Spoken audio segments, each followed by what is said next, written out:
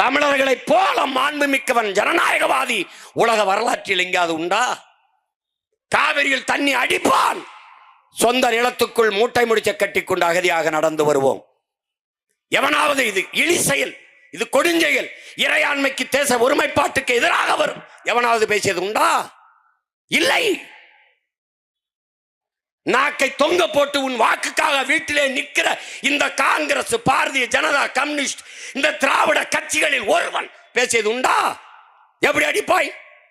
நீ ஓட்டு போடுகிற போது உனக்கு பாதுகாப்புக்காக துணை ராணுவ படையை நிறுத்துகிற இந்த நாடு, உன் உரிமைக்காக நீ போராடுகிற போது அந்த மக்களை பாதுகாக்க ராணுவத்தை நிறுத்த வேண்டும், குறைந்தபட்சம் துணை ராணுவ படையாது நிறுத்த வேண்டும் என்று நிறுத்தியது உண்டா? இல்லை.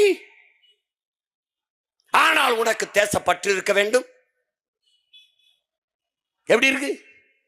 தவிச்ச வாய்க்கு தண்ணி வாங்கி